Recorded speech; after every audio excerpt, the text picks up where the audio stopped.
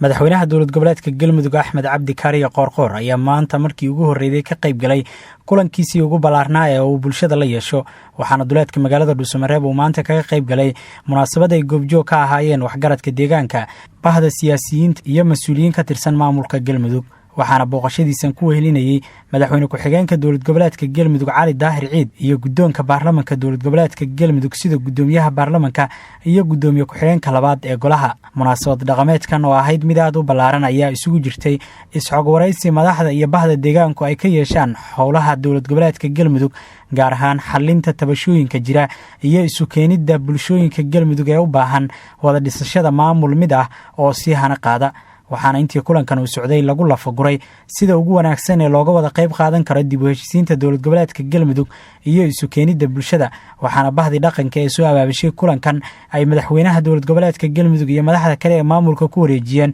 15 neef oo geel ah oo loogu talagalay inay qayb ka noqdaan munaasabada ballaaran ee caleemasaarka madaxda dowlad goboleedka Galmudug ee dhawaan la doortay waxa ugu horeyn munaasabadan ka hadlay bahda dhaqanka deegaanka oo ugu horeeyay ugaas Cabdi Daahir ugaas Maxamed ugaas Nuur odayaal dhaqameedyo iyo sidoo kale mas'uuliyiin ka tirsan maamulka Galmudug waxa la rabaa galabta kulankani ma ahan kulan halaysaga yimaado ma ahayne kulan macna u yeesha Galmudug iyo maamulkii laga dhisay inuu noqdaan rabnaa kulankani hadduu aan la isugu imaanin ee magaalada sidii la isugu doortay oo ama madaxda loo doortay ama dadku wax u doorteen ama intii wax dooreen u sugaysay la isaga joogo magaalada ama loogu kala tago wax macna kale lahaan lahayd laakiin waji waxay leedahay tani ummadii la doortay iyo mid ku wax doortayba aragoodo ay isu wada arkaan dadkii xataa aan wax dooranayn ee meelaha wax laga fiirsado ka fiirsanayay galabta indhahooda waxay ku arkayaan dadka ay doorteen madaxdii ay doorteen oo fadhida waxaan ku soo dhaweynaynaa salaan waxaan ku soo dhaweynaynaa walaaltinimo waxaan ku soo dhaweynaynaa dawlad jacayl annagu waxaan u diyaar u nahay dawladda maantay Galmudug cagaha dhigatay inaan soo dhaweyno inaan gacnaha kor ugu qaadno inaan la shaqeyno intaasan ku soo dhaweynaynaa dadka walaalaha oo 12 beelood oo meelaha fog ka yimid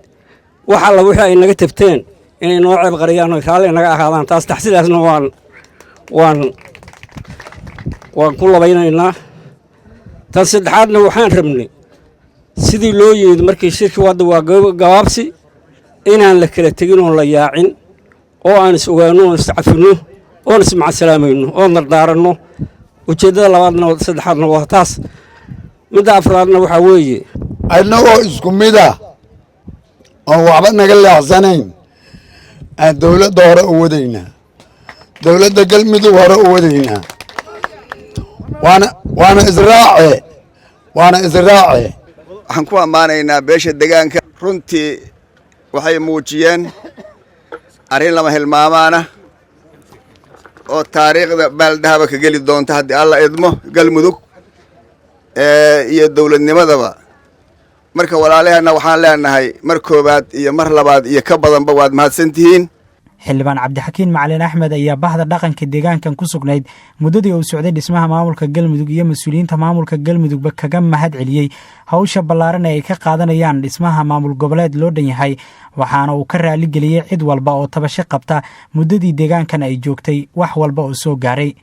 marka dhammaan wixii de muddadii gogoshu ay fidsanayd kulla magaalada waana la wada joogaa waana la wada joogi doonaa waana magaalo dadka ka wada dhaxayso oo caasimadii Galmudug ah laakiin intii ay gogoshu fidsanayd oo de dadkii dhismihii Galmudug u jooga ay joogeen waxa ay la kulmeen oo ay dareemeen noocay rabtaa ahaatee waa ka cudur daarinaynaa sida odaashii iyo waxgaradkii uga cudur daarteen madaxda sharafta leh ee maanta ay munaasabadan joogtana waan soo dhaweynaynaa ilaahay waxaan ka rajaynaynaa inaad hoggaanka u qabataan Galmudug midaysan madaxweynaha dowlad goboleedka Galmudug Axmed Cabdi Kaariye Qoorqoor oo munaasabadan ka hadlay ayaa guddoomay hadima sharafeedkan loogu talagalay inay qayb ka noqoto munaasabada caleemasaarka madaxda Galmudug isagoo tilmaamay in madaxda cusub ee maamulka Galmudug ay doorka ugu wanaagsan siin doonaan isu keenidda bulshada iyo is ogolaanshahooda isagoo tilmaamay in waqtigiisa ugu badan uu ku bixin doono